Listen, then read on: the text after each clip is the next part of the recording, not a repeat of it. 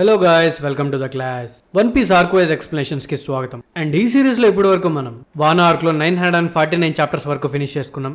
ఒకవేళ మీరు ఇక్కడ నుండి యానిమే చూడాలనుకుంటే ఎపిసోడ్ 950 నుండి స్టార్ట్ చేయొచ్చు. అండ్ ఛానల్ ఎవరైనా కొత్తగా చూస్తుంటే ఖచ్చితంగా సబ్స్క్రైబ్ చేసుకోండి. అండ్ నా సైడ్ నుండి ఇంకో రిక్వెస్ట్, ప్లాస్టిక్ ని తక్కువగా యూజ్ చేయడానికి ట్రై చేయండి.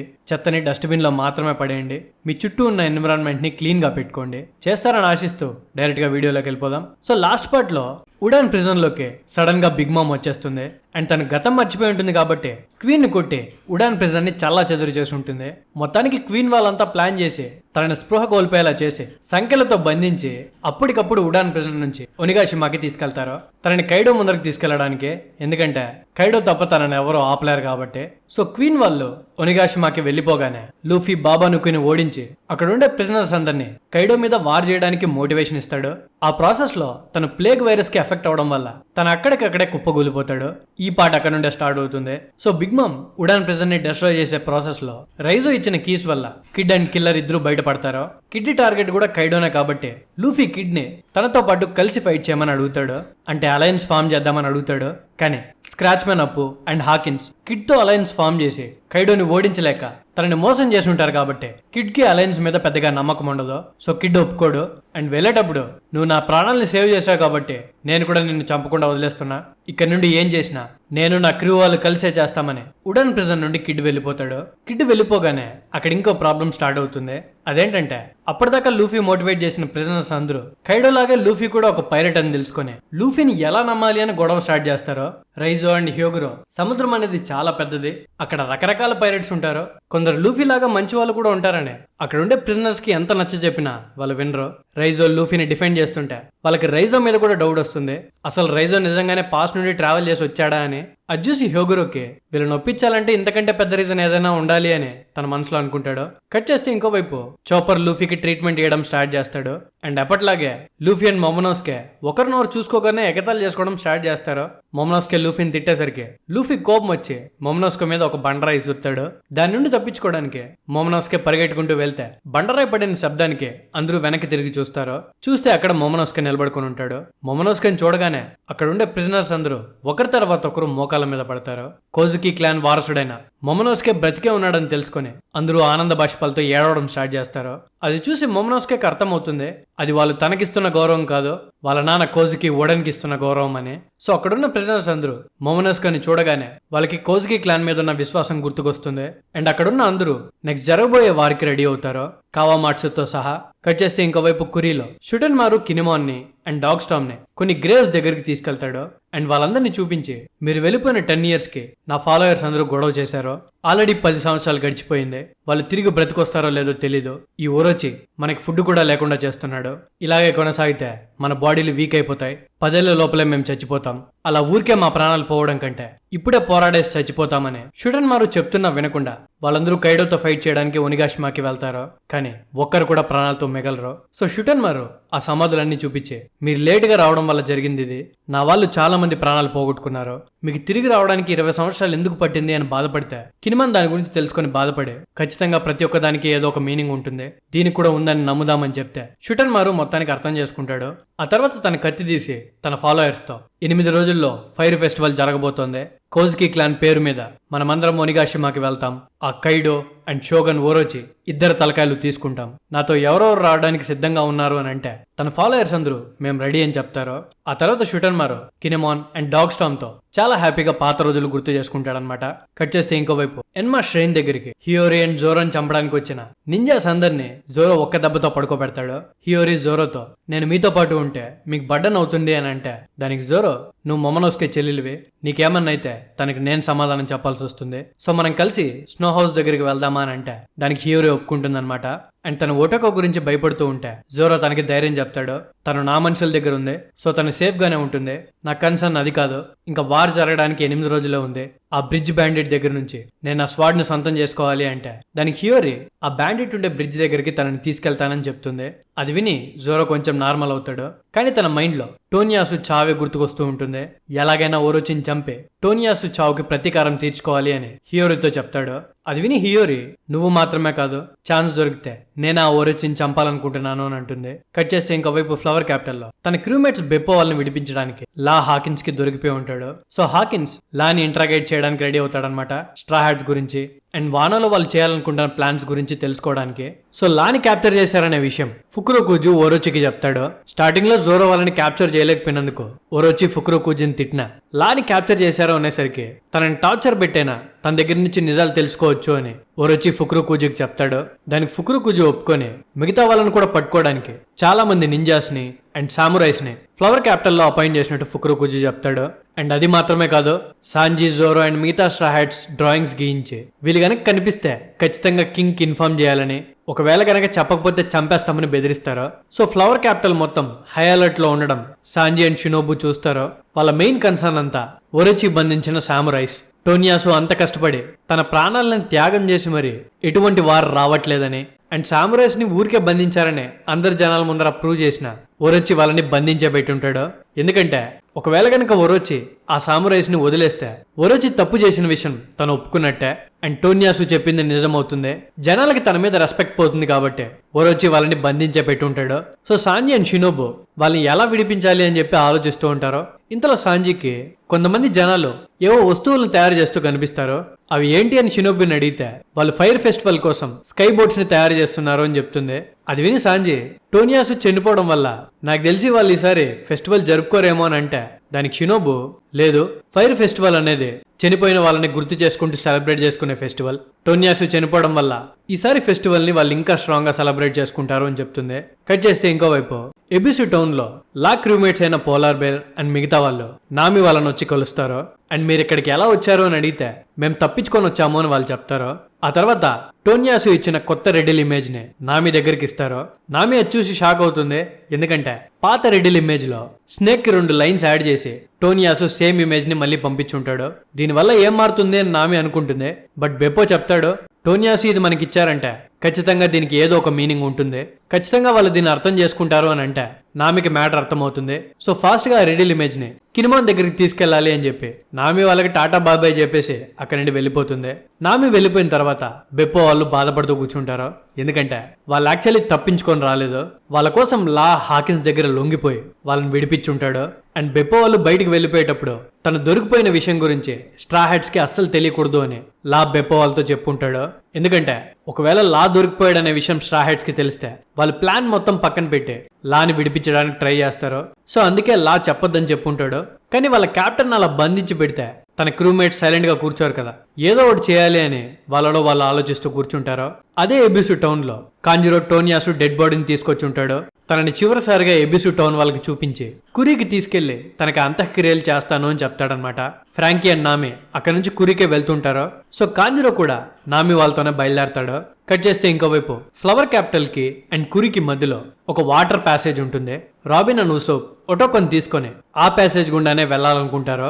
సో పోర్టు దగ్గరికి వెళ్తే అక్కడ ఉండే గార్డ్స్ వీళ్ళు డ్రాయింగ్స్ తో మ్యాచ్ అవుతారా లేదా అని చెక్ చేస్తారో. కానీ రాబిన్ అండ్ ఉసోప్ వాళ్ళ మొక్కల్ని విచిత్రంగా పెట్టుంటారో. అండ్ వీళ్ళ వెనకాలే బ్రూక్ ఉండడం చూసి అక్కడ పోర్ట్ లో ఉండే గార్డ్స్ ఆ ఇద్దరు మనుషులకి దయ్యం పట్టింది, వాళ్ళని ఫాస్ట్ గా ఇక్కడి నుండి పంపించేయండి అని ఒక బోట్ ఎక్కి పంపించేస్తారు. అండ్ ఒటోకే ఏమో రాబిన్ డ్రెస్ లోపల దాక్కొని ఉండి ఉంటుంది. సో వాళ్ళు సేఫ్ గా ఫ్లవర్ క్యాపిటల్ నుండి కురికి ఆ వాటర్ ప్యాసేజ్ ద్వారా బయలుదేరతారు. కట్ చేస్తే ఇంకోవైపు కురీలో సౌత్ వెస్ట్ పోర్ట్ లో పెద్ద పెద్ద షిప్స్ ఉండే ప్లేస్ కి షుటెన్ మారు కినిమాన్ ని అండ్ డాగ్ స్టామ్ ని తీసుకెళ్తాడు. ఆ షిప్స్ ని చూసి కినిమాన్ ఆశ్చర్యపోతాడనమాట. మన వారియర్స్ ని ఒనిగాషిమాకి తీసుకెళ్లడానికి ఈ షిప్స్ మనకు సరిపోతాయి, ఇన్ని షిప్స్ ని ఎలా సంపాదించావని అడిగితే దానికి షుటెన్ మారు అంటే అషురా లాస్ట్ 20 సంవత్సరాల నుండి నేను పోగు చేసింది వీటినే అని వాళ్ళకి గర్వంగా చెప్తాడనమాట. కానీ ఆ షిప్స్ చాలా సంవత్సరాల నుండి అలాగే ఉండిపోవడం వల్ల బాగా డ్యామేజ్ అయి ఉంటాయి. సో ఫ్రాంకీ రాగానే ఆ షిప్స్ ని రిపేర్ చేయొచ్చని కినిమాన్ వాళ్ళిద్దరికి చెప్తాడు. కట్ చేస్తే ఇంకోవైపు ఒనిగాషిమాలో బిగ్ మామ్ కి బాగా ఆకలి అవుతుందని చెప్పి తన కోసం ఫుడ్ ప్రిపేర్ చేయిస్తుంటారు. కానీ బిగ్ మామ్ కి ఎంత ఫుడ్ అయినా సరిపోదు. తను తినే తినడం చూసి బీస్ట్ పైరేట్స్ లో లీడ్ పర్ఫార్మర్స్ అయిన కింగ్, క్వీన్ అండ్ జాక్ ముగ్గురు ఆశ్చర్యపోతారు.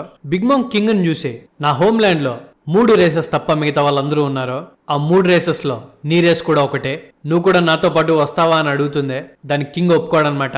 అది విని బిగ్ మామ్ కి కోపం వచ్చి క్వీన్ ని తన చేతుకున్న గోల్స్ ని తీసేయమని అడుగుతుంది. ఎందుకంటే కింగ్ ని బలవంతంగా తీసుకెళ్లొచ్చు కాబట్టి. వీళ్ళు మాట్లాడుకుంటూ ఉన్న టైంలోనే బీస్ట్ పైరేట్స్ కి కెప్టెన్ అయిన కైడో అక్కడికి వస్తాడు. దూరం నుండే బిగ్ మామ్ ని చూసి తన ఫాలోయర్స్ తో ఎందుకు తనని అలా బంధించారో, తన సంఖ్యలు తీసేయండి అని అంటాడు.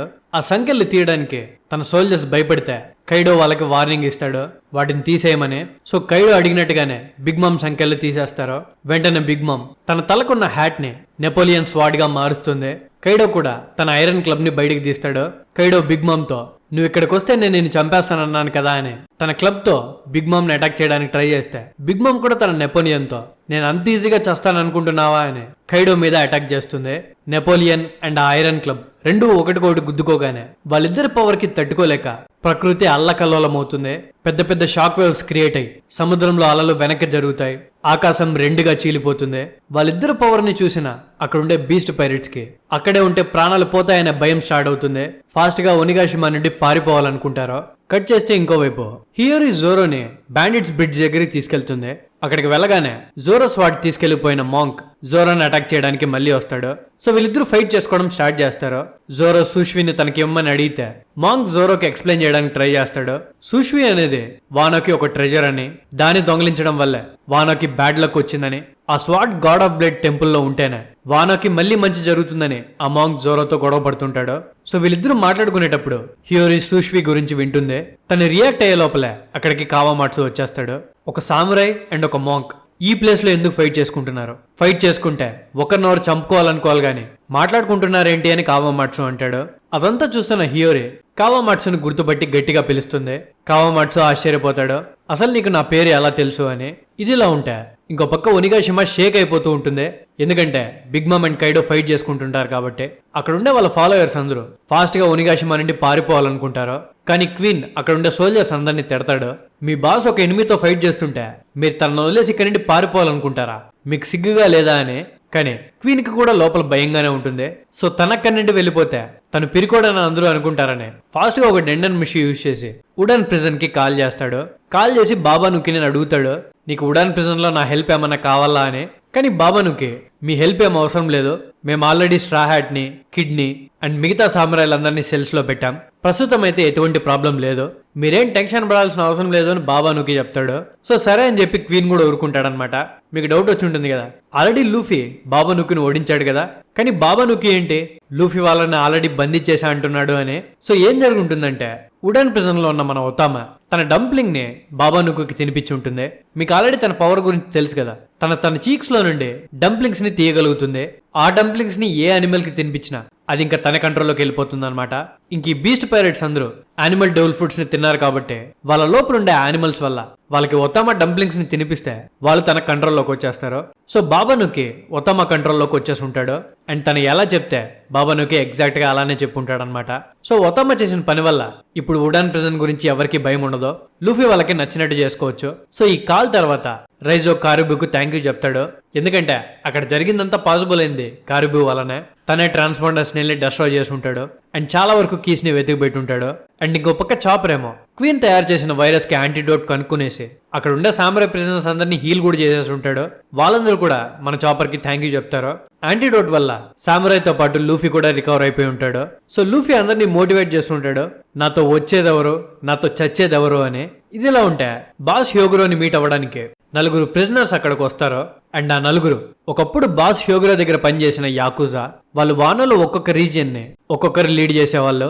వాళ్ళు హ్యోగురోని కలిసి తను బ్రతికే ఉండడం చూసి చాలా హ్యాపీగా ఫీల్ అయ్యి వారికి సిద్ధంగా ఉన్నామని చెప్తారు. సో అన్ఎక్స్పెక్టెడ్ గా వుడన్ ప్రిజన్ మొత్తం లూఫీ వాళ్ళ కంట్రోల్లోకి వచ్చేసింది. అండ్ ఈ విషయాన్ని కినిమాన్ కి ఫాస్ట్ గా రిపోర్ట్ చేయాలని రైజో అనుకుంటాడు. కట్ చేస్తే కినిమాన్, అషురా అండ్ డాగ్ స్టామ్ వాళ్ళు కురీలో ఉండే ఇటాచి పోర్ట్ దగ్గర ఉంటారు. అండ్ వాళ్ళకి ఇంకో గుడ్ న్యూస్ తెలుస్తుంది. అదేంటంటే స్టార్టింగ్ లో ఫ్రాంకీని ఒనిగాషిమాకి కార్పెంటర్ వర్క్ చేసిన ఒక ముసలోడి దగ్గరికి పంపించి ఉంటారు. ఎందుకంటే తన దగ్గర కైడో మ్యాన్షన్ కి ప్లాన్ ఉంటుందని. కానీ ఫ్రాంకీ అది తన దగ్గర లేదని, కురీలో ఎవరో దాన్ని తీసుకెళ్లిపోయారని బాధపడి ఉంటారు. సో ఆ ప్లాన్ ని తీసుకెళ్లింది ఎవరో కాదు, మన అషురానే. సో ఇప్పుడు కినిమాన్ వాళ్ళకి కైడో మ్యాన్షన్ యొక్క ప్లాన్ కూడా దొరుకుంటుంది. అది చూసి కినిమాన్ చాలా హ్యాపీగా ఫీల్ అయ్యి అషురాని పొగుడుతాడు. ఇంతలోనే కినిమాన్ కి రైజో దగ్గర నుంచి కాల్ వస్తుంది. కినిమాన్ రైజోని అడుగుతాడు, లూఫీని విడిపించావా అని. దానికి రైజో, ఇక్కడ లూఫీని విడిపించడమే కాదు ఇంకా చాలా జరిగాయి, నేను పూర్తిగా చెప్పలేను గానీ బ్రీఫ్ గా చెప్పాలంటే ఇప్పుడు మన దగ్గర 3500 సోల్జర్స్ ఉన్నారు. కావామాట్సును కూడా విడిపించాం, తను కూడా మనతో పాటు వార్లో జాయిన్ అవుతాడు అని చెప్పగానే కినిమాన్ వాళ్ళకి దిమ్మ తిరుగుతుంది. అంతమందిని ఎలా సంపాదించారు అని. ఇంతలోనే రైజో, వీళ్ళే కాదు కొత్తగా ఇంకా కొంతమంది సోల్జర్స్ కూడా జాయిన్ అవుతారు, కానీ మెయిన్ ప్రాబ్లం ఇది కాదు. వానోలో ఉండే మోస్ట్ ఆఫ్ ది వెపన్స్ అన్ని బయటికి పంపించడానికి తయారు చేస్తారు. అండ్ చాలా వెపన్స్ ఆల్రెడీ బయటికి వెళ్ళిపోయాయి. సామురాయ్ మామూలుగా యూజ్ చేసేది స్వాట్స్ ని అండ్ స్పియర్స్ ని. ఓరొచ్చి వెపన్స్ ఎవరు వాడకూడదని ఆర్డర్స్ పాస్ చేసి ఎవరి చేతుల్లో వెపన్స్ లేకుండా చేశాడు. మన సోల్జర్స్ ఫైట్ చేయడానికి వాళ్ళ దగ్గర వెపన్స్ లేకపోతే ఈ వార్ లో మనం గెలవలేం. దాని గురించి ఆలోచించి కినిమాన్ అని అంటే దానికి కినిమాన్, నువ్వు చెప్పేది నాకు అర్థమవుతుంది, నేను మన వాళ్ళకి కటానస్ తీసుకొచ్చే పనిలో పడతాను అని చెప్పి ఆమిగాసా విలేజ్ వైపు బయలుదేరతాడు. కట్ చేస్తే ఇంకోవైపు బ్యాండెడ్ బ్రిడ్జ్ దగ్గర హియోరి కావామాట్సు దగ్గరికి వెళ్ళి తన హియోరి అనే విషయం చెప్తుంది. ఫుడ్ మొత్తం తనకే పెట్టి కావామాట్సు ఏం తినకుండా తన ప్రాణాల్ని పోగొట్టుకుంటాడేమో అనే భయంతో హియోరి తన దగ్గర నుంచి వెళ్ళిపోయి ఉంటుంది. అలా అయినా కావామాట్సు తనకు నచ్చింది తింటాడేమో అని. సో అదే విషయం హియోరి కావామాట్సుకి చెప్తుంది, నేను కావాలని వెళ్ళిపోలేదు, నీ ఫుడ్ మొత్తం నా కోసం త్యాగం చేయడం నాకు ఇష్టం లేదు, అందుకే నీ దగ్గర నుంచి వెళ్ళిపోయాను అని చెప్తే కావామాట్సు అది విని హియోరిని చూసి జాలి పడతాడు, నువ్వు చాలా మంచిదానివి అని చెప్పి. సో ఒక పక్క కావామాట్సు అండ్ హియోరి మాట్లాడుకుంటూ ఉంటే బ్రిడ్జ్ మీద ఉన్న మాంక్ మీద బీస్ట్ పైరట్స్ గన్ తో అటాక్ చేస్తారు. ఎందుకంటే ఆ మాంక్ జోరో దగ్గర నుంచి మాత్రమే కాదు అందరి దగ్గర నుంచి వెపన్స్ ని దొంగతనం చేసేవాడు. కావామాట్సుకి వాళ్ళ కైడో మనుషులు అని తెలియగానే తన స్వాడ్ తో అందరినీ ఒకటేసారి నరికి పారేస్తాడు. జోరో ఈ పక్క కావామాట్సుని చూస్తుంటే ఇంకో పక్క నుండి మాంక్ పారిపోతాడు. అది చూసి జోరో కూడా మాంక్ వెనకాల పరిగెడతాడు. కానీ మాంక్ పరిగెట్టేటప్పుడు తన మనసులో, మాస్టర్ కావామాట్సు మీరు బ్రతికే ఉండడం చూసి నాకు చాలా ఆనందంగా ఉంది అని ఏడ్చుకుంటూ పరిగెడుతుంటాడు. సో జోరో కూడా తన వెనకాల వెళ్తాడు. గానీ కొంచెం దూరం వెళ్ళిన తర్వాత ఆ మాంక్ జోరోకి కనిపించడు. ఓన్లీ తన రక్తపు మడుగులు మాత్రమే మంచం మీద కనిపిస్తూ ఉంటాయి. సో జోరో వాటి వెనకాల వెళ్తుంటాడు. ఇదిలో ఉంటే హియోరి కావామాట్సుని అడుగుతుంది, నీకు వెళ్ళడానికి చాలా ప్లేసెస్ ఉన్నాయి కదా, ఇక్కడికే ఎందుకు వచ్చావని. దానికి కావామాట్సు, మీరు నా దగ్గర నుంచి వెళ్ళిపోయిన తర్వాత నేను మిమ్మల్ని చాలా ప్లేసెస్ లో వెతికాను, మీరెక్కడా కనిపించలేదు, మీ ప్రాణాలని నేను కాపాడుకోలేకపోయాను అనే బాధతో చనిపోదామని ఈ ప్లేస్కి వచ్చాను. ఎందుకంటే ఈ ప్లేస్ గురించి నేను చాలా విన్నాను. ఇక్కడ షిమోట్సుకి ఉషిమారు అనే ఒక దైము ఉండేవాడు, తనతో పాటు ఒక ఫాక్స్ ఉండేది. వాళ్ళు చాలా పవర్ఫుల్ గా ఉండేవాళ్ళు, కానీ కైడో వాళ్ళని కూడా డిస్ట్రాయ్ చేశాడు. ఈ ప్లేస్ లో ఎటర్నల్ గ్రేవ్స్ అనే ఒక కష్టం ఉండేది. అంటే ఈ ప్లేస్ ఎంత కోల్డ్ గా ఉండేదంటే ఒకవేళ ఎవరైనా చనిపోయినా వాళ్ళని ఈ ప్లేస్ లో పాతి పెడితే వాళ్ళ బాడీస్ కి కోల్డ్ వల్ల ఏమీ జరగదు. వాళ్ళ బాడీస్ కొన్ని సెంచరీస్ అయినా పదిలంగానే ఉంటాయి. అండ్ వాళ్ళ గ్రేవ్స్ మీదే వాళ్ళ కటానా పెడతారు. సో ఈ గ్రేవ్స్ దగ్గర నార్మల్ కటానాసే కాకుండా లెజెండరీ కటానాస్ కూడా ఉండేవి. సో ఈ కటానాస్ ని దొంగతనం చేయడానికి రింగోకి చాలా మంది వ్యక్తులు వచ్చేవాళ్ళు. నేను ఇక్కడ చనిపోతే నా డెడ్ బాడీకి ఏమీ కాదని ఇక్కడికి వచ్చి చనిపోవాలనుకున్నాను. కానీ కైడో మనుషుల్ని అటాక్ చేస్తూ గాయాలతో ఉన్న ఒక ఫాక్స్ నేను చూశాను. ఆ ఫాక్స్ ఆ దైమోదయాన్ని గుర్తుపట్టాను. దాంతో పాటు వెళ్ళినప్పుడు నా కల్లారా నేను అన్ని రోజులు విన్న గ్రేవ్స్ ని ఫస్ట్ టైం చూశాను. అది చూసి నమ్మలేకపోయాను. ఆ తర్వాత ఆ ఫాక్స్ కి ట్రీట్మెంట్ ఇచ్చి అది రికవర్ అయ్యేదాకా దాన్ని బాగా చూసుకున్నాను. ఒకరోజు ఆ గ్రేవ్స్ మీద ఉండే కటానాస్ ని నేను గ్యాదర్ చేయడం ఆ ఫాక్స్ చూసిందే. అవి నాకు అవసరమని ఆ ఫాక్స్ కి నేను చెప్పడానికి ట్రై చేశాను. కానీ ఆ ఫాక్స్ వినలేదు, నా మీద అటాక్ చేసింది. అప్పుడు ఆ ఫాక్స్ తో 13 ఏళ్ల తర్వాత ఒక గ్రేట్ వార్ రాబోతుంది. ఆ వార్ వచ్చినప్పుడు ఈ దేశంలో ఉండే ప్రతి ఒక్క సామురాయ్ గర్వంగా పోరాటం చేయడానికి నిలబడతారు. వాళ్ళు పోరాటానికి రెడీ అయినప్పుడు వాళ్ళకి స్వాడ్స్ చాలా అవసరం. ఒకవేళ బ్యాటిల్లో నీ కంపానియన్ చనిపోతే తను పడేసిన కటానాతోనే మేం ఫైట్ చేయక తప్పదు. ఈ కటానాస్ కూడా ఒక సోల్ ఉంటుంది, అదే సామురాయ్ని స్ట్రాంగ్ గా మారుస్తుంది. అప్పుడే తన ఎనిమీస్ ని ఓడించగలుగుతాడు. బీస్ట్ పైరెట్స్ కి అండ్ వానోకి మధ్యలో యుద్ధం ఇంకా అయిపోలేదు. ఈ స్వాడ్స్ పనికి రాకుండా పోకూడదు. ఈ స్వాడ్స్ ని ఎవరు దొంగలించకూడదు. అంటే మనం వీటిని జాగ్రత్తగా దాచిపెట్టాలి. ఎవరన్నా వీటిని దొంగతనం చేసే లోపలే అన్నిటినీ నేను దాచిపెడతాను. నేను హియోరిని ఎలాగో కాపాడలేకపోయాను. నేను లార్డ్ ఓడెన్ కోసం చేయగలిగేది ఈ ఒక్కటి మాత్రమే. ఆయన కోసం ఏమీ చేయలేకపోతే ఆ అవమానాన్ని తట్టుకొని నేను బ్రతకలేను. నీకు గనుక ఆకలిగా ఉంటే నా చేతిని కురికి తినేయి, కానీ ఈ గ్రేవ్స్ మీద ఉండే స్వాడ్స్ ని మాత్రం నేను తీసుకోకుండా ఆగను అని చెప్తే ఆ ఫాక్స్ నా బాధను అర్థం చేసుకుంది.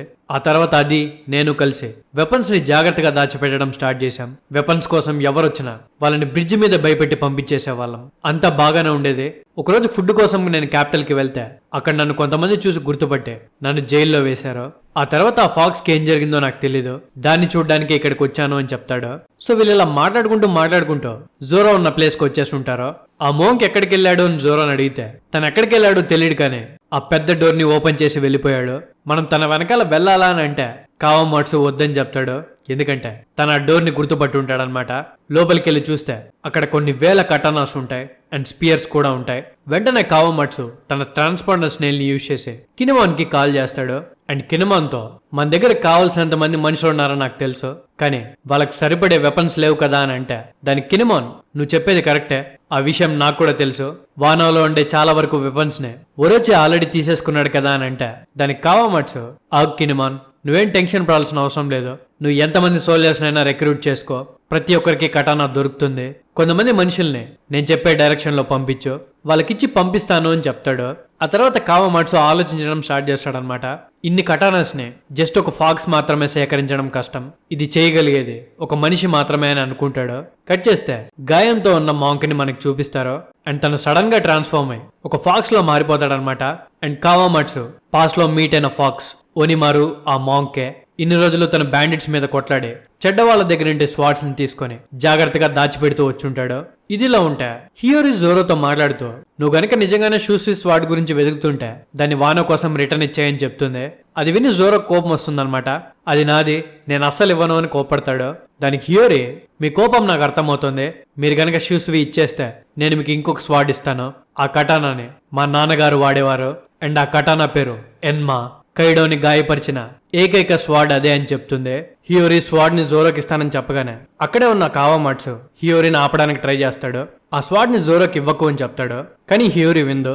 జోరోతో, మా ఫాదర్ కౌజుకి ఓడెన్ ఒక స్వాడ్స్ మ్యాన్, తను 2 స్వాడ్స్ ని యూజ్ చేసేవాడు. తను చనిపోయే ముందు ఆ 2 స్వాడ్స్ లో ఒకటి మొమోనోస్కే అయిన మా బ్రదర్కి ఇస్తే ఇంకోటి నాకిచ్చాడు.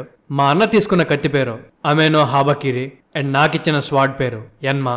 ఆ 2 స్వాడ్స్ వానాలో ఉండే లెజెండరీ బ్లేడ్ స్మిత్స్ దగ్గర తయారు చేయబడినవే. సో ఎన్మా తీసుకోండి అని అంటే పక్కనే ఉన్న కావామాట్సు, ప్రిన్సెస్ హియోరి, అవి చాలా వాల్యుబుల్, అయినా ఈ స్ట్రేంజర్ కి ఆ స్వాడ్ ని ఎలా ఇయ్యగలుగుతున్నారో, ఇతను ఎలాంటి వాడో మనకు తెలీదు, వద్దు అని చెప్తే ఇంతలోనే హియోరి జోరోతో, ఆ ర్యూమా షూస్వి మీ చేతిలో ఎలా పడిందో నాకు తెలీదు, కానీ నిజంగానే అది వానో కంట్రీకి ఒక ట్రెజర్ లాంటిది. దాన్ని దొంగతనం చేయడం అనేది మేము నేషనల్ ట్రాజడీగా భావించాం. షూస్విని దాని ప్లేస్ లో దాన్ని ఉండనివ్వండి, మీరు ఎన్మా తీసుకోండి అని అంటే జోరో బాగా ఆలోచించి, సరే ఓకే, అయితే నువ్వు ఆ స్వాడ్ కి రీప్లేస్మెంట్ ఇస్తున్నా అంటున్నావు కాబట్టి ఓకే, నేను నిజంగానే ర్యూమా కార్ప్స్ తో ఫైట్ చేశాను, నేను ఆ స్వాడ్ ని రిటర్న్ ఇచ్చేస్తాను, కానీ ఆ తర్వాత నువ్వు నన్ను తన గ్రేవ్ దగ్గరికి తీసుకెళ్ళు అని హియోరిని అడుగుతాడు. కట్ చేస్తే ఇంకోవైపు ఫ్లవర్ క్యాపిటల్ లో సామురైలందరినీ బంధించిన ప్లేస్ లోనే లాని కూడా బంధించి ఉంటారు అండ్ తనని హాకిన్స్ క్యాప్చర్ చేశాడని మీకు బాగా తెలుసు కదా. కానీ ఇక్కడ చూస్తే లా హాకిన్స్ ని సగానికి నరికి తనని బాగా ఇంజూరీ చేసుకుంటాడు. ఆ తర్వాత హాకిన్స్ ని నువ్వు, కిడ్ అండ్ అప్పు ముగ్గురు కలిసి ఒక అలయన్స్ ఫామ్ చేశారు కదా కైడోని ఓడించడానికి.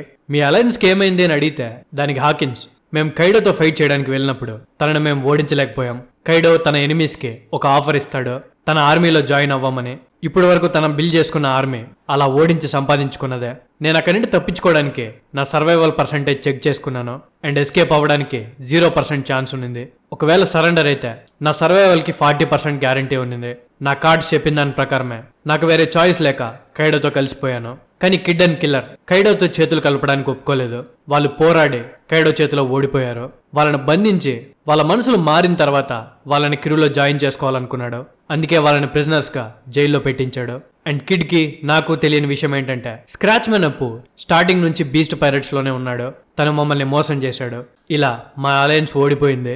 ఈ 4 ఎంపరర్స్ అనేవాళ్ళు నీలాగా నాలాగా నార్మల్ మనుషులు అస్సలు కాదు. వాళ్ళు డిఫరెంట్ బీస్. వాళ్ళ మీద నార్మల్ లాజిక్స్ పనిచేయవు. బట్ నాకు తెలిసినంత వరకు నీకు అండ్ స్ట్రా హెడ్ కి మధ్యలో అలయన్స్ బాగా జరుగుతున్నట్టుంది కదా. ఇద్దరు కలిసి వానాకు వచ్చారు. వానాలో సిచ్యువేషన్ చూసిన తర్వాత మీ ఒపీనియన్స్ ఏమైనా మారాయా అని నవ్వుతాడు. ఇంతలోనే చీకటి నుండి ఒక పెద్ద సౌండ్ వినిపిస్తుంది. ఇక్కడ క్వశ్చన్ అడగాల్సింది నేను అని. ఆ తర్వాత లా సెల్ లోపల నుంచి బయటకు వస్తాడు. అండ్ వెళ్లే ముందు ఇక్కడ క్వశ్చన్స్ అడగాల్సింది నేను అన్న వ్యక్తితో, నన్ను ఇక్కడ నుండి బయటకు పంపించడం నీ ప్లాన్ లో ఒక పార్ట్ అయితే ఆ ప్లాన్ లో నేను పార్టిసిపేట్ చేయడానికి సిద్ధమని లా అక్కడి నుండి సైలెంట్ గా వెళ్ళిపోతాడు. అండ్ లాని విడిపించిన వ్యక్తిని మనకు చూపించారో. కట్ చేస్తే ఉడాన్ ప్రిజన్ లో హ్యోగురో లూఫీకి కైడో స్కిన్ ని పెనట్రేట్ చేసేలా పంచెస్ కొట్టడానికి ఒక ఐరన్ వాల్ తో ప్రాక్టీస్ ఇప్పిస్తుంటాడు. లూఫీ ఐరన్ వాల్ ని బొక్కలు పడిపోయేలా కొడుతుంటే వీడసలు మనిషేనారా అన్నట్టు అక్కడుండే ప్రిజనర్స్ అందరూ చూసి ఆశ్చర్యపోతారు. కట్ చేస్తే ఇంకోవైపు ఆమిగాసా విలేజ్ దగ్గర నామి కినమాన్ కి టోనియాసు తయారు చేసిన కొత్త రిడిల్ ఇమేజ్ ని ఇస్తుంది. అండ్ కినమాన్ ఆ ఇమేజ్ ని అందరికి స్ప్రెడ్ చేయిస్తాడు. అండ్ ఆ రిడిల్ ఇమేజ్ లో స్నేక్ కి కొత్తగా యాడ్ చేసిన 2 legs ని చూసి ప్రతి ఒక్కరు దాన్ని అర్థం చేసుకోగలుగుతారు. సో నా మీకు డౌట్ వస్తుంది, ఆ స్నేక్ జస్ట్ 2 legs యాడ్ చేస్తే అంతలా అర్థం చేసుకోవడానికి అందులో ఏముంది అని అడిగితే దానికి కినిమోన్ ఈ ఇమేజ్ ఎవరు చూసినా వాళ్ళ గనక వానాలో ఉండే పోర్ట్స్ గురించి తెలియకపోతే ఈ ఇమేజ్ వాళ్ళకి అర్థం కాదు. నార్మల్ గా మనం ఫస్ట్ తయారు చేసిన ఇమేజ్ మీద స్నేక్ ఉంది, దాన్ని మేము హాబో అని పిలుస్తాం. అండ్ వానాలో హాబో అనే పోర్ట్ ఉంది, అదందరికీ లీక్ అయిపోయింది కాబట్టి టోనియాసు దానికి 2 legs యాడ్ చేశారు. అంటే స్నేక్ కాస్త లిజర్డ్ గా మారింది, దాన్ని మేము టోకాగే అని పిలుస్తాం. అండ్ ఉడాన్ లో టోకాగే పోర్ట్ ఉంది. సో టోనియాసు చాలా తెలివిగా ఈ చిన్న లైన్స్ ని యాడ్ చేసి మీటింగ్ ప్లేస్ ని మార్చేశాడు. ఆయన చాలా తెలివైన వాడు అని అంటే అక్కడ ఉండే 9 స్కాబర్డ్స్ ఒక్కసారిగా బాధపడతారు. ఎందుకంటే 20 ఏళ్ళు వెయిట్ చేసిన తర్వాత కూడా వీళ్ళ జీవితాలు మార్చేసిన టోనియాసు మళ్ళీ వీళ్ళ కోసమే ప్రాణాలు వదిలాడని. సో ఎలాగైనా ఆయన ప్రాణత్యాగానికి విలువ వచ్చేలా చేయాలంటే ఖచ్చితంగా ఓరోచిని అండ్ కైడోని ఓడించాలని కినిమాన్ అక్కడ ఉన్న వాళ్ళందరికీ చెప్తాడు. సో స్ట్రా హెడ్స్ తో పాటు 9 స్కాబర్డ్స్ అందరూ అమిగాషా విలేజ్ లోనే ఉన్నారు కాబట్టి వాళ్ళు స్ట్రాటజీ మీటింగ్ స్టార్ట్ చేస్తారు. సో ఇది ఇలా ఉంటే వానోలోకి ఒక కొత్త షిప్ వస్తుంది. నార్మల్ గా వానోలో ఎంటర్ అవ్వడానికి 2 మెథడ్స్ ఉంటాయి. ఫస్ట్ మెథడ్ కోయ్ ఫిష్ ని పట్టుకొని మౌంటైన్ క్లైమ్ చేసుకుంటూ వానోలో ఎంటర్ అవ్వడం. ఇది లూఫీ వాళ్ళు చేసింది, ఇది బాగా డేంజరస్ అనమాట. అండ్ ఇంకో అఫిషియల్ మెథడ్ కూడా ఉంది. అదేంటంటే మామూలుగా వానో ఎంట్రన్స్ దగ్గర ఒక వాటర్ ఫాల్ ఉంటుంది. ఆ వాటర్ ఫాల్ ని స్ప్లిట్ చేసి దాన్ని దాటుకొని వెళ్తే ఒక వాటర్ ప్యాసేజ్ ఉంటుంది, దాన్ని మోగురా ప్యాసేజ్ అని పిలుస్తారు. ఆ ప్యాసేజ్ గుండా ఏ షిప్ అయినా వానో లోపలికి ఎంటర్ అవ్వచ్చు. కానీ ఆ ప్యాసేజ్ డైరెక్ట్ గా హాకుమాయ్ అనే ప్లేస్ కి తీసుకెళ్తుంది. అదంతా కైడో మనుషులు అండ్ ఓరోచి మనుషులు ఉండే ప్లేస్. వాళ్ళు సెక్యూరిటీ చెక్ చేసిన తర్వాతనే అందరినీ పైకి పంపిస్తారనమాట. సో ఈసారి వానకు వచ్చిన షిప్ స్క్రాచ్ మెన్ అప్పు వాళ్ళదే. స్క్రాచ్ మెన్ అప్పు కైడోకి కాల్ చేసి నేను ముందుగా వచ్చేసాను అని చెప్తాడు. ఎందుకు అని కైడో అడిగితే ఇంకో 6 days లో పార్టీ జరగబోతుంది అండ్ ఆ పార్టీని నేను ఎలా మిస్ అవ్వగలుగుతాను అని అంటాడు. అండ్ తను నార్మల్ గా వచ్చుంటాడు అనమాట. తను అక్కడికి ఒక పెద్ద ఆర్మీతో వచ్చుంటాడు. సో కైడో దగ్గర నుంచి కింగ్ అండ్ క్వీన్ తెలుసుకుంటారు స్క్రాచ్ మెన్ అప్పు కూడా ఒక ఆర్మీతో వస్తున్నాడు అని. ఇది తెలుసుకొని క్వీన్ ఇప్పుడు ఆ రాక్షసుల్ని ఈ పార్టీకి తీసుకొని రావడం అంత అవసరమా, వాళ్ళు డ్రంకెడ్స్, ఎవరి మాట వినరు, పార్టీ మొత్తాన్ని నాశనం చేస్తారు అని క్వీన్ కింగ్ తో అంటాడు. ఇదిలా ఉంటే కైడోకి అండ్ బిగ్ మామ్ కి మధ్యలో ఫైట్ ఆగిపోయి ఉంటుంది. ఇద్దరు తాగుతూ గట్టిగా నవ్వుకుంటూ ఉంటారు. ఈ సంవత్సరం జరగబోయే party one of the greatest party అవుతుంది అని. సో క్వీన్ బి కైడో వాళ్ళని అడుగుతాడు, అసలు ఎందుకు మీరు ఇలా కలిసిపోయారు అని. దానికి కైడో అండ్ బిగ్ మామ్ ఇద్దరు నవ్వుతూ మేమిద్దరము ఒకప్పుడు ఒకటే పైరెట్ క్రూలో ఉండేవాళ్ళం, వానలో ఏదో పెద్దది జరగబోతోంది, మేము ఆ పిల్ల బచ్చాల్ని ఓడించేంత వరకు ఒక పైరెట్ అలయన్స్ లో ఉంటాం, వాళ్ళని ఓడించగానే మా అలయన్స్ ఎండ్ అవుతుంది, ఆ తర్వాత మేమిద్దరం ఒకరితో ఒకరు ఫైట్ చేసుకుని మిగిలిన వాళ్ళు రూల్ చేస్తామని క్వీన్ తో చెప్తారు. అది విని క్వీన్ షాక్ అవుతాడనమాట. ఏం మాట్లాడుతున్నారా మీరు అని. కట్ చేస్తే అమిగాషిమా విలేజ్ లో కావామాట్సు మొమనస్కే తో పాటు మిగతా స్కాబర్డ్స్ అందరికి హియోరి బ్రతికే ఉంది అనే విషయం చెప్తాడు. యాక్చువల్లీ కావామాట్సు హియోరిని కూడా తనతో పాటు రమ్మని పిలుచుంటాడు. కానీ హియోరి రావడానికి ఒప్పుకోదు. ఎందుకంటే ఒకవేళ గనక తనొచ్చి మిగతా వాళ్ళని మీట్ అయితే వాళ్ళందరూ సెంటిమెంట్ లో పడి ఫైట్ గురించి పట్టించుకోరు. సో వాళ్ళ కాన్సన్ట్రేషన్ మొత్తం ఫైట్ మీదే ఉండాలని హియోరి మొమనస్కే వాళ్ళని కలవడానికి ఒప్పుకోదు అండ్ అక్కడే ఉండిపోతుంది. సో ఈ మ్యాటర్ కావామాట్సు మిగతా వాళ్ళకి చెప్పగానే వాళ్ళందరూ చాలా హ్యాపీగా ఫీల్ అవుతారు. వాళ్ళ ఆనందాన్ని వాళ్ళు తట్టుకోలేరనమాట. సో జోరో తనని కాపాడాడని మొమనోస్కే కావామాట్సు దగ్గర తెలుసుకుంటాడు. సో మొమనోస్కే వెళ్లి జోరోతో నా చెల్లి కొంచెం అల్లరి చేస్తుంది అండ్ తను ఎవరు చెప్పిన మాట విందు, తనని కాపాడినందుకు థ్యాంక్ యూ అనగానే జోరో మొమనోస్కేతో కోపంగా నేను చెప్పేది విను మోమో, నువ్వు ఇంకా పాస్ట్ లోనే బ్రతుకుతున్నావు, తనకి ఇప్పుడు 18 years, తను చాలా పెద్దగా మారిపోయింది, తను నీకంటే పెద్దది అనగానే మొమనోస్కే అర్థం చేసుకుంటాడు. వీళ్ళిద్దరు కాన్వర్సేషన్ విన్న సాంజికి జోరోతో పాటు ఉన్న అమ్మాయి మొమనోస్కే చెల్లి అయినా హియోరి అని అర్థం చేసుకుంటాడు. సో సాంజి మొమనోస్కే దగ్గరికి వెళ్ళి నీకేమైనా కావాలంటే చెప్పరా నేను చేసిస్తాను అని చాలా మంచిగా మాట్లాడతాడనమాట. సో వీళ్ళు ఇలా మాట్లాడుకుంటూ ఉన్నప్పుడు హిటెట్సు అక్కడికి వచ్చి నేను చేయాల్సింది చేశాను, నా ప్రిపరేషన్స్ కంప్లీట్ అయ్యాయి, మీరు దీనికి సిద్ధంగానే ఉన్నారా అని అడుగుతాడు. కావామాట్సు అండ్ జోరో మేము సిద్ధంగానే ఉన్నామని చెప్తారు. సో హిటెట్సు జోరో వాళ్ళ ముందర 2 స్వాట్స్ ని పెట్టి నా పేరు టెంగుయామా హిటెట్సు, నేను వానుకు చెందిన ఒక కటానా బ్లాక్ స్మిత్ ని, నేను 20 ఏళ్ళగా ఈ ఆపర్చునిటీ కోసం వెయిట్ చేస్తున్నాను, మీ ముందర నీ 2 స్వాట్స్ లార్డ్ ఓడెన్ వాడిన అమెనో హాకబిరి, ఇది స్వర్గాలనే కట్ చేయగలుగుతుంది, అండ్ ఎన్మా ఇది భూమి నుండి పాతాలని కట్ చేయగలుగుతుంది. ఇవి 2 21 ఎక్సలెంట్ గ్రేడ్ స్వాట్స్ కి సంబంధించినవే. సో ఇవి మీరు తీసుకోండి అని ఒకదాన్ని మొమనోస్కే చేతిలో పెడతాడు అండ్ ఇంకోటి జోరోకి ఇస్తాడు. జోరో ఆ కత్తిని చేతిలోకి తీసుకోగానే హిటెట్సు జోరోతో ఇప్పటి వరకు ఆ ఎన్మాని ఒక్కరు మాత్రమే ఆధీనపరుచుకోగలిగారు, అది ఓడెన్ కోజకి మాత్రమే.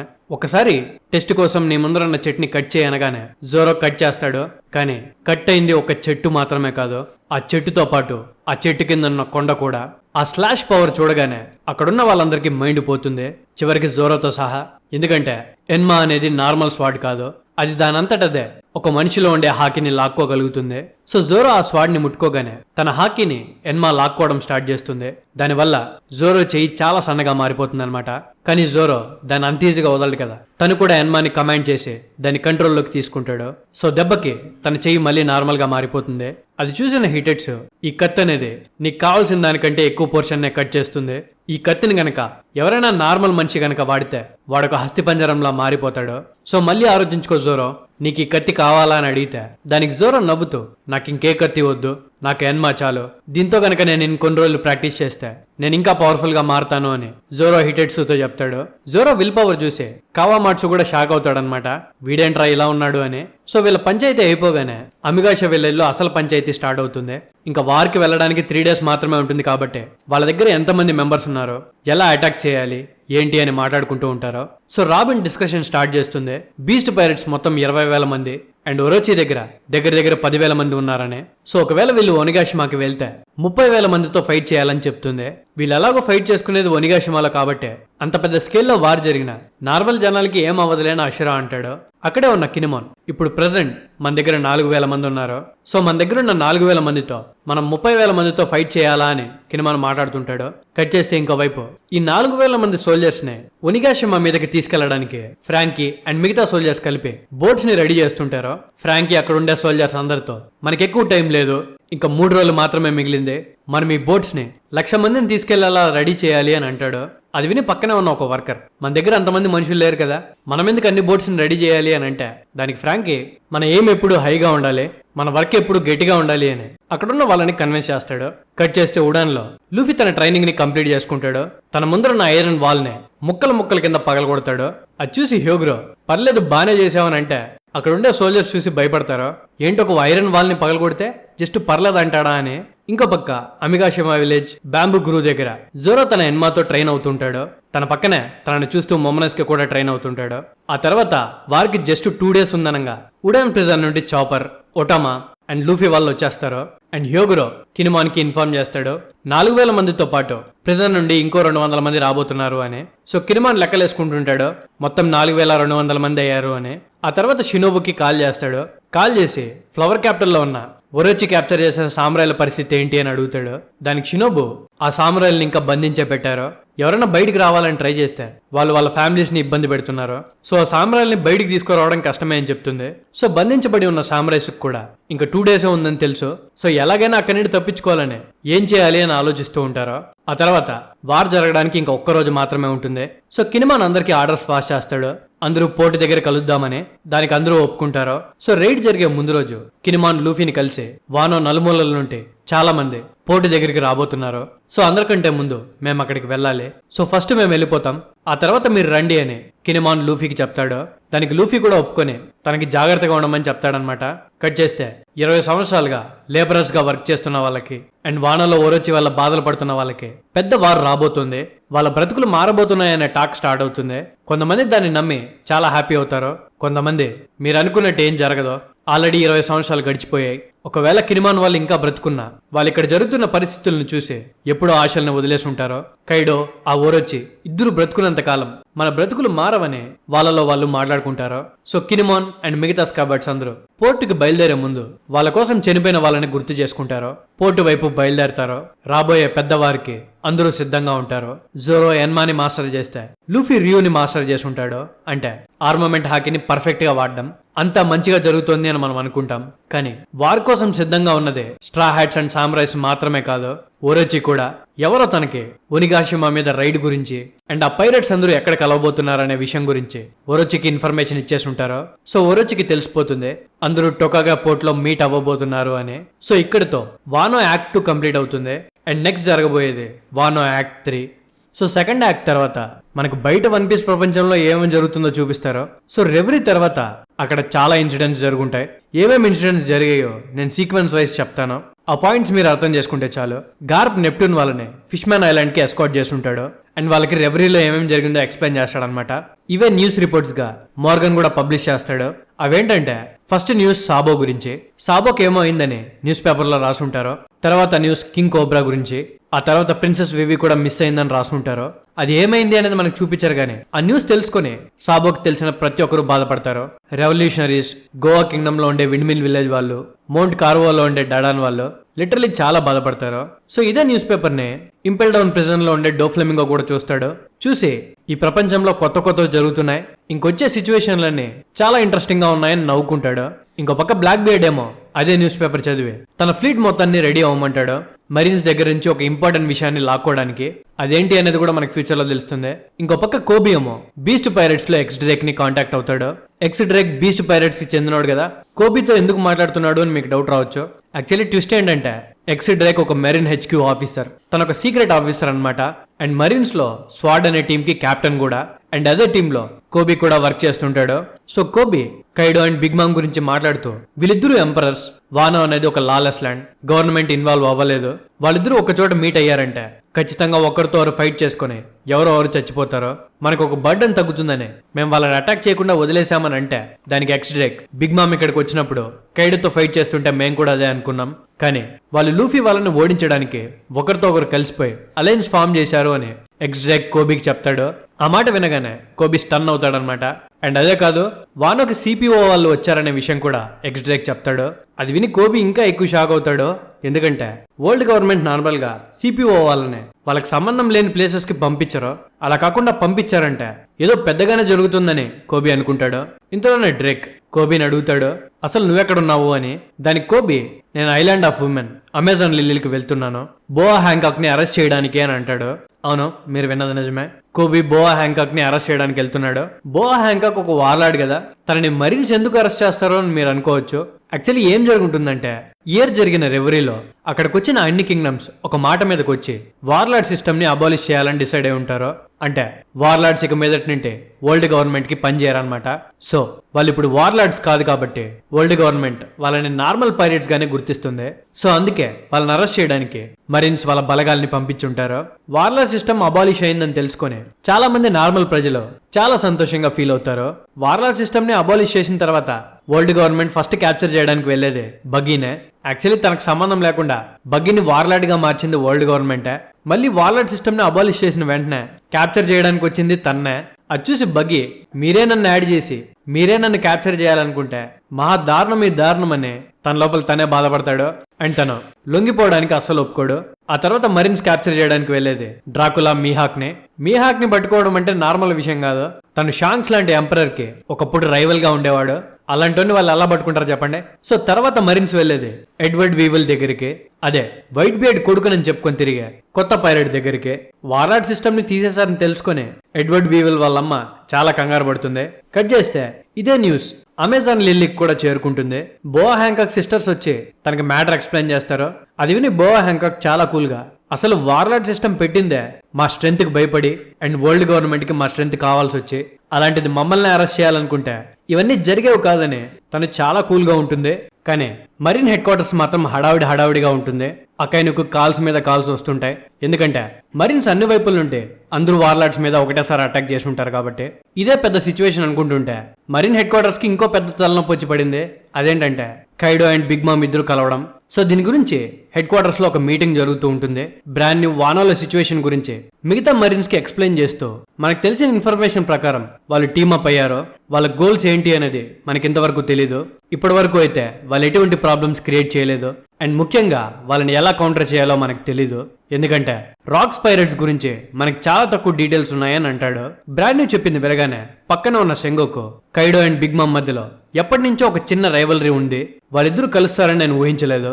అండ్ మీలో చాలా మందికి నాకు తెలిసి రాక్స్ పైరేట్స్ గురించి తెలిసి ఉండదు. రాక్స్ పైరేట్స్ మీరు అనుకుంటున్నట్టు ఒక చిన్న పైరేట్ గ్రూప్ కాదు, వాళ్ళలో చాలా మంది ఫియర్సమ్ పైరేట్స్ ఉన్నారు. కానీ ఆ పైరేట్ గ్రూప్ లో ఉండే వాళ్ళకి ఒకరితో ఒకరంటే పడదు. వీళ్ళందరినీ ఒకటి చేసింది రాక్స్ పైరేట్స్ కి కెప్టెన్ అయిన రాక్స్. ఆ పైరేట్ క్రూలో బిగ్ మామ్ అండ్ కైడో మాత్రమే కాదు, వైట్ బియర్డ్ కూడా ఒక క్రూమేట్ గా ఉండేవాడు. నేను చెప్పేది మీకు నమ్మశక్యంగా ఉండకపోవచ్చు, కానీ రాక్స్ పైరేట్స్ లో ఒకప్పుడు Big Mom, Kaido and Whitebeard ఉండేవాళ్ళు. అండ్ వీళ్ళు మాత్రమే కాదు, the Golden Lion, Silver Axe, captain John and వాజీ ఇలాంటి పెద్ద పెద్ద పైరేట్స్ కూడా అదే క్రూలో ఉన్నారు. ఆ క్రూలో ఉండే వాళ్ళకి ఒకరంటే ఒకరికి పడదు కాబట్టి ఇప్పుడు రాక్స్ పైరేట్స్ లో ఉండే వాళ్ళు ఎవరు దాని గురించి మాట్లాడరు. వాళ్ళ కెప్టెన్ అయిన రాక్స్ ఈ ప్రపంచానికి కింగ్ కావాలనుకున్నాడో, వాళ్ళు వరల్డ్ గవర్నమెంట్ కి అగేన్స్ట్ గా చాలా అకృత్యాలు చేశారో, సో జనాలకి ఆ పైరెట్ క్రూ అంటే చాలా భయం ఉండేది. వాళ్ళు చేసినవన్నీ జనాలకు తెలిస్తే జనాలు ఇంకా భయస్థులు అవుతారని కొన్ని వరల్డ్ గవర్నమెంట్ ఎప్పటికీ బయట పెట్టలేదు. కరెక్ట్ గా ఈ రోజుకి 38 ఏళ్ల క్రితం గాడ్ వ్యాలీ అనే ఐలాండ్ లో రాక్స్ పైరెట్స్ ని అంతం చేయడం జరిగింది. న్యూస్ రిపోర్ట్స్ ప్రకారం గాడ్ వ్యాలీలో ఆ రోజు రాక్స్ పైరెట్స్ ని ఓడించింది మరెవరో కాదు, మరీన్స్ కి హీరోగా పిలువబడే మంకీ డి గార్ప్. తను రాక్స్ పైరెట్స్ ని ఓడించడం వల్ల తనని ప్రపంచం హీరో ఆఫ్ మరీన్స్ గా మార్చింది. గాడ్ వ్యాలీ మాత్రమే కాదు, గార్ప్ లెజెండరీ స్టోరీస్ చాలానే ఉన్నాయి. కానీ గార్ప్ కి గాడ్ వ్యాలీ గురించి మాట్లాడడం నచ్చదు. దాంట్లో ఫస్ట్ రీజన్ ఏంటంటే, గార్ప్ ఆ రోజు రాక్స్ పైరెట్స్ ని ఓడించడానికి ఒక పైరెట్ తో చేతులు కలపాల్సి వచ్చింది. అండ్ ఇంకో రీజన్ ఏంటంటే, ఆ రోజు గాడ్ వ్యాలీలో గార్ప్ రాక్స్ పైరెట్స్ ని ఓడించడమే కాకుండా సెలెస్టియల్ డ్రాగన్స్ ని కూడా కాపాడాడు. మీకు అనిపించొచ్చు సెలెస్టియల్ డ్రాగన్స్ ని కాపాడడమే కదా ఒక మరీన్ డ్యూటీ అని, కానీ గార్ప్ కి సెలెస్టియల్ డ్రాగన్స్ చేసేవి నచ్చవు. తనను ఎన్నోసార్లు అడ్మిరల్ చేయాలనుకున్నారు, కానీ గార్ప్ ఆ అడ్మిరల్ పొజిషన్ నే వదిలేశాడు. ఎందుకంటే తను డైరెక్ట్ గా సెలెస్టియల్ డ్రాగన్స్ కింద పనిచేయాల్సి వస్తుందని. అంతేకాని తనకి అడ్మిరల్ అయ్యే పవర్ లేక కాదు. మీకు జరిగింది నిజం చెప్పాలంటే, ఆ రోజు గాడ్ వ్యాలీలో సెలెస్టియల్ డ్రాగన్స్ ని అండ్ స్లేవ్స్ ని కాపాడడానికి గార్ప్ రాజర్ తో చేతులు కలిపి రాక్స్ పైరెట్స్ ని చల్లా చెదురు చేశాడు. దాన్నే మేమందరం గాడ్ వ్యాలీ ఇన్సిడెంట్ అని పిలుస్తామని చెప్తాడు. సెన్గోకు చెప్పింది వినగానే కొత్తగా జాయిన్ అయిన మరీన్ ఆఫీసర్స్ కి అసలు అది నమ్మబుద్ధి కాదు. ఎందుకంటే వాళ్ళు ఇప్పటిదాకా గాడ్ వ్యాలీ అనే ఐలాండ్ పేరు వినుండరు. సో సెన్గోకుని మేమింతవరకు ఆ ఐలాండ్ పేరు వినలేదు అనేసరికి సెన్గోకు ఆ ఆఫీసర్స్ తో మీరెందుకు వినలేదంటే, ఆ ఐలాండ్ నాశనం చేయబడింది, అది ఉన్నట్టుండి మ్యాప్ లో నుండి మాయమైపోయింది. ఈ ఐలాండ్ గురించి వరల్డ్ గవర్నమెంట్ చాలా రోజులు దాచిపెట్టడానికి ట్రై చేసింది. నేను మీకు ఇందాక చెప్పినట్టు రాక్స్ ఈ ప్రపంచానికి కింగ్ అవ్వాలనుకున్నాడు. దానికోసం ఏమేం తప్పులు చేయకూడదో అన్ని చేశాడు. అందుకే వరల్డ్ గవర్నమెంట్ ఎప్పుడు తన పేరు తీయడానికి ఇష్టపడదు. అండ్ తను నా జనరేషన్ కి సంబంధించిన కొంతమంది మరీన్స్ కి మాత్రమే గుర్తుంటాడు. ఇది చాలా రోజుల క్రితమే అయి ఉండొచ్చు, కానీ నేను చెప్పినట్టు Kaido, Big Mom and Whitebeard లాంటి పైరెట్స్ తన కింద క్రూ మెంబర్స్ గా ఉన్నారంటే తనంత పవర్ఫుల్ గా ఉండేవాడో ఊహించుకోండి. తనే రాజర్ యొక్క ఫస్ట్ ఎనిమీ. తనని చాలా మంది రాక్స్ అని పిలిచిన తన original name Rocks D Xebec. Initial D ఉన్న కొంతమంది పైరెట్స్ లో తను కూడా ఒక్కడు. కైడో అండ్ బిగ్ మామ్ ఒకప్పుడు సేమ్ షిప్ లో ఉన్నారో, ఇప్పుడు 38 సంవత్సరాల తర్వాత మళ్ళీ వాళ్ళు కలుసుకోబోతున్నారు. వాళ్ళు గనక కలుసుకుంటే ఈ ప్రపంచంలోనే most dangerous parrot crew ready అవుతుంది. బ్రాండ్ న్యూ ఒకసారి కొత్తగా వచ్చిన బౌంటీస్ చెప్పు అనగానే పక్కనే ఉన్న బ్రాండ్ న్యూ బౌంటీస్ గురించి ఎక్స్ప్లెయిన్ చేయడం స్టార్ట్ చేస్తాడు. వాలాట్ సిస్టమ్ అబాలిష్ అయిపోయిన తర్వాత గవర్నమెంట్ కి సపోర్ట్ చేయడానికి పైరెట్స్ ఉండరు కాబట్టి ఎంపరర్స్ మీద bounties పెరుగుంటాయి. So brand new emperors bounties గురించి చెప్తూ 1 సంవత్సరం క్రితం బ్లాక్ బియర్డ్ అని కొత్తగా పిలువబడే ఒక పైరెట్ పుట్టుకొచ్చాడు. ఇంపల్ డౌన్ లో మోస్ట్ డేంజరస్ క్రిమినల్స్ ని తన క్రూమేట్స్ గా మార్చుకొని పైరెట్ ఐలాండ్ కి బాస్ గా మారి వైట్ బియర్డ్ ప్లేస్ ని ఫిల్ చేసిన మార్షల్ డి టీచ్ కి 2,247,000,000 బేలీస్ ని అసైన్ చేశారు. ఆ తర్వాత 6 years ఎంపరర్స్ క్లాస్ లో ఉండి అందరికంటే యంగెస్ట్ అయి తన క్రూలో బెక్మెన్, రాక్స్, యాసోప్ ఇలాంటి పేరు పొందిన పెద్ద పెద్ద పైరెట్స్ ని తన క్రూలో పెట్టుకున్న red hair pirates captain red hair shanks కి 4,48,900,000 బేరీస్ ని అసైన్ చేశారు. పుట్టడమే ఒక మోన్స్టార్ లా పుట్టి ఎల్బఫ్ విలేజ్ లో ఒక టోడ్లర్ లా పెరిగి 85 మంది పిల్లలతో టోటో ల్యాండ్ ని రూల్ చేస్తున్న Big Mom pirates captain Charlotte Linlin కి 4,388,000,000 బేరీస్ ని అసైన్ చేశారు. అండ్ ఫైనల్ గా రాక్స్ పైరెట్స్ లో జాయిన్ అయినప్పుడు తన ఒక చిన్న పిల్లాడే అయినా తన స్ట్రెంత్ కు మాత్రమే పేరు తెచ్చుకొని ఎంపరర్ ఆఫ్ సీ గా మారిన beast pirates captain Kaido the king of beast కి 400,611,000,000 బేరీస్ ని అసైన్ చేశారు. ఈ ఎంపరర్స్ మీద మనం గెలవడానికి మన దగ్గర అంత మ్యాన్ ఫోర్స్ లేదు. ఈ వార్లాడ్స్ ని ఎలిమినేట్ చేయడం అనేది ఎంతవరకు కరెక్ట్ అనేది మన స్పెషల్ సైన్స్ గ్రూప్ SSG వాళ్ళే ఫ్యూచర్ లో డిసైడ్ చేస్తారు. ఎలాగో ఎంపరర్స్ బౌంటీస్ గురించి చెప్పాం కాబట్టి పాత లెజెండ్స్ యొక్క బౌంటీస్ కూడా ఒకసారి వినండి. Captain of Whitebeard pirates Edward Newgate కి ఒకప్పుడు 5,406,000,000 బేరీస్ బౌంటీ ఉండేది. అండ్ ఫైనల్ గా రాజర్ పైరెట్స్ కి కెప్టెన్ అయిన the pirate king Gold D Roger కి 5,564,000,000 బేరీస్ బౌంటీగా ఉండేది. ఈ లెజెండరీ పైరెట్స్ యొక్క బౌంటీస్ ని దాటేది ఈ ఎంపరర్స్ వల్ల కాకపోయి ఉండొచ్చు, కానీ కైడో అండ్ బిగ్ మామ్ గనక కలిస్తే వాళ్ళిద్దరు బౌంటీస్ ఖచ్చితంగా రాజర్ కంటే ఎక్కువే ఉంటాయి. సో ఇది ఎంత పెద్ద విషయమో అర్థం చేసుకోండి. అండ్ మెయిన్ ప్రాబ్లం ఏంటంటే, మనం ఈ వార్లాడ్ గురించి డీల్ చేస్తున్న టైంలోనే ఈ అలయన్స్ వానాలో జరుగుతోంది అని చెప్తాడు. బ్రాండ్ న్యూ ఇలా చెప్పగానే అడ్మిరల్ అకైనో అక్కడికి వస్తాడు. అండ్ బ్రాండ్ న్యూతో మాట్లాడుతూ, మనం వానో జోలికి వెళ్ళట్లేదు, మన దగ్గర అంత మ్యాన్ పవర్ లేదు, ఈ పైరెట్స్ అందరూ మనలాగే నార్మల్ హ్యూమన్ బీయింగ్స్, వాళ్ళ రిలేషన్షిప్స్ వాళ్ళవే, వాళ్ళు నెక్స్ట్ ఏం చేసినా ఖచ్చితంగా ఏదో ఒక రీజన్ తోనే చేస్తారు. అండ్ సెన్గోకు, మీరు వానోకు చెందిన ఇంకో పైరెట్ గురించి చెప్పడం మర్చిపోయారు. వైట్ బియర్డ్ అండ్ రాజర్ ఎంతగానో ఇష్టపడిన కోజికి ఓడెన్ గురించి. తను కొన్ని రోజులు వైట్ బీడ్ పైరేట్స్ కి కమాండర్ గా ఉన్నాడు. ఆ తర్వాత రాజర్ లాస్ట్ ఐలాండ్ ని కనుక్కోవడంలో హెల్ప్ చేశాడు. నాకెందుకో ఇప్పుడు జరుగుతున్న దానికి ఓడెన్ కి ఖచ్చితంగా కనెక్షన్ ఉండే ఉంటుంది అని అంటాడు. అది విని సెంగోకు, నువ్వు చెప్పింది నిజమే, ఇప్పుడు జరుగుతున్న ఏ ఒక్కటి నాకు కోఇన్సిడెన్స్ లా అనిపించట్లేదు. ఎందుకంటే ఇప్పుడు మనం మాట్లాడుకున్న గ్రేటెస్ట్ ఫిగర్స్ అందరికి వానోతో కనెక్షన్ ఉంది అని సెన్గోకు చెప్తాడు. ఇదిలా ఉంటే మనకి వానో యాక్ట్ 3ని చూపించే ముందు పాస్ట్ లో జరిగిన ఒక సీక్వెన్స్ ని మనకు చూపిస్తారు.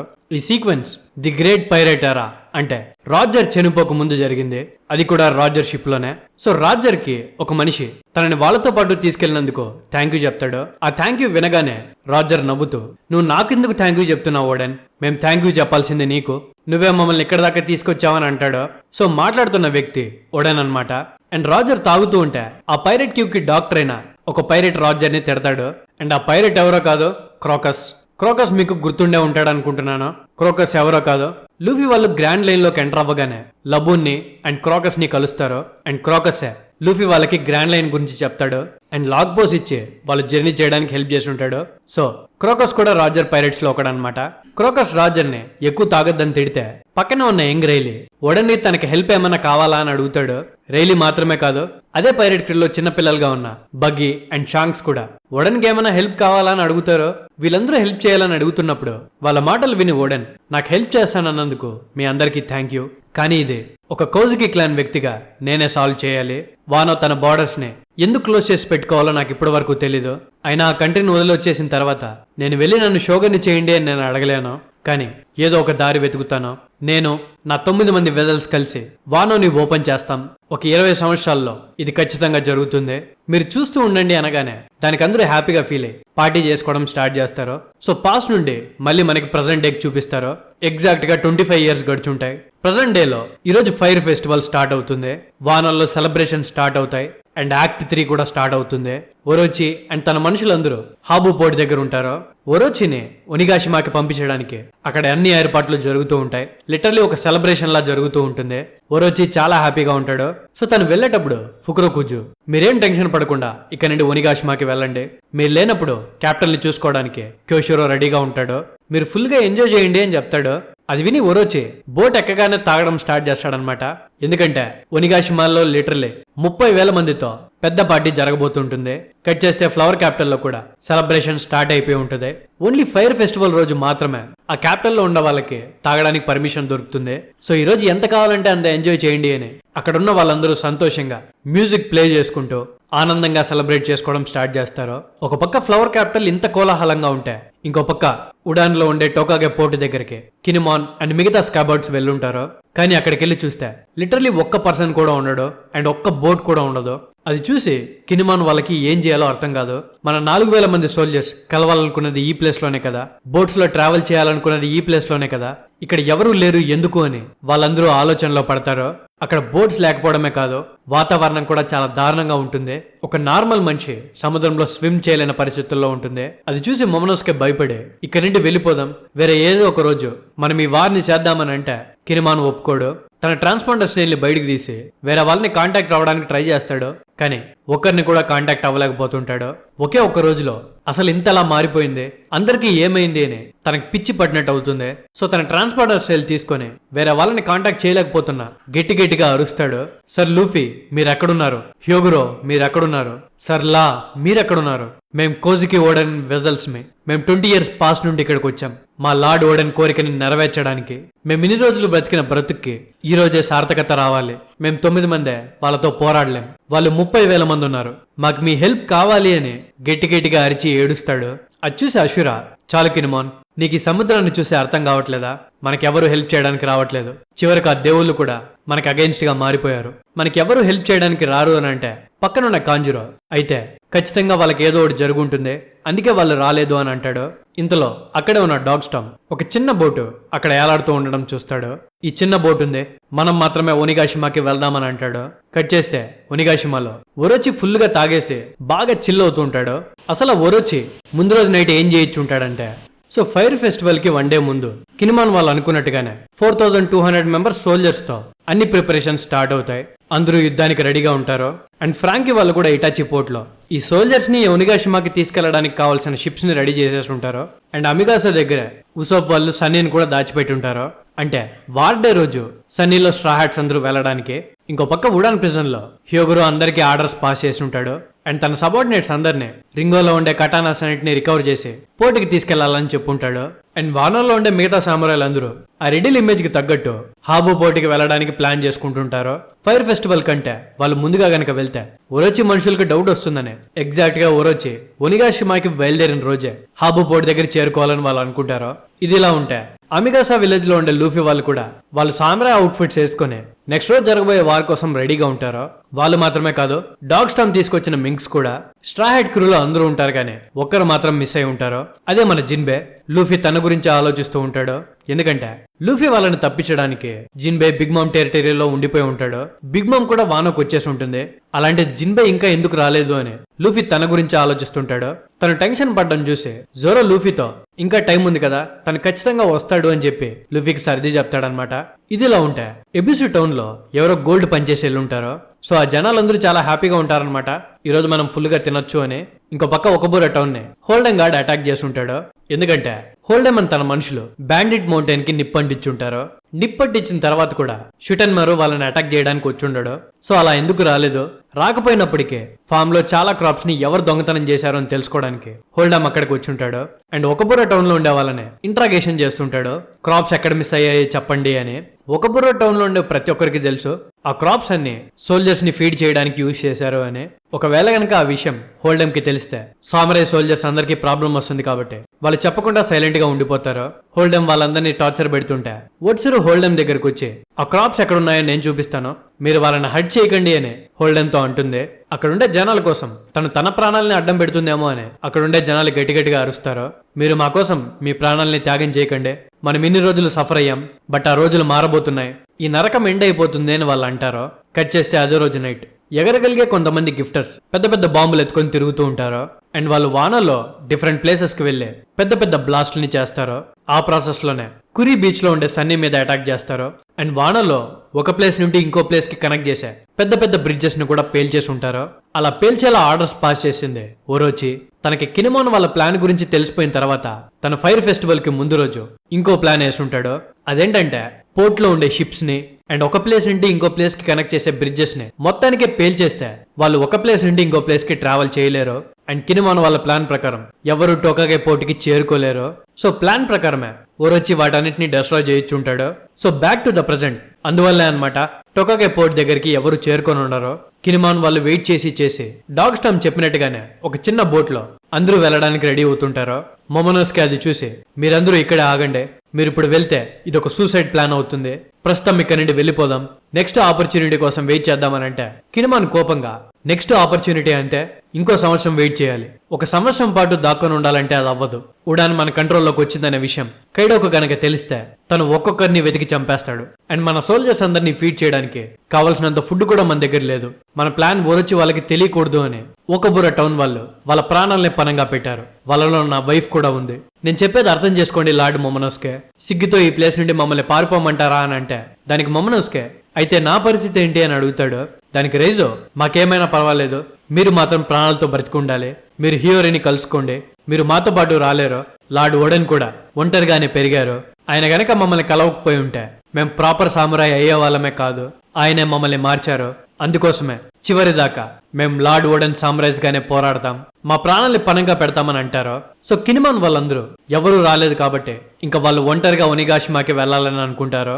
సో వాళ్ళు వెళ్లే ముందర కినిమాన్ కి లార్డ్ ఓడెన్ చెప్పిన మాటలు గుర్తొస్తాయి అండ్ పాస్ట్ గుర్తొస్తూ ఉంటుంది. అలాగే మనల్ని 41 years బ్యాక్ కి తీసుకెళ్తారు.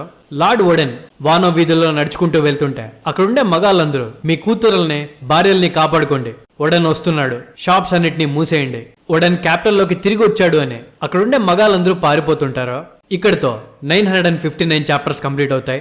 ఇక్కడ నుంచి ఓడెన్ యొక్క ఫ్లాష్ బ్యాక్ స్టోరీ మనకు చూపిస్తారనమాట. సో ఈ స్టోరీ మొత్తాన్ని సింగిల్ పార్ట్ గా చెప్పమంటారా లేకపోతే పార్ట్స్ గా చెప్పమంటారో కమెంట్ సెక్షన్ లో చెప్పండి. లాంగ్ వీడియో అయితే కొంచెం టైం పడుతుంది, పార్ట్స్ గా అయితే మళ్ళీ నెక్స్ట్ వెన్స్డే ఇంకో వీడియోతో కలుసుకుందాం. So thank you guys last వరకు చూసినందుకు. Love you, me anime professor.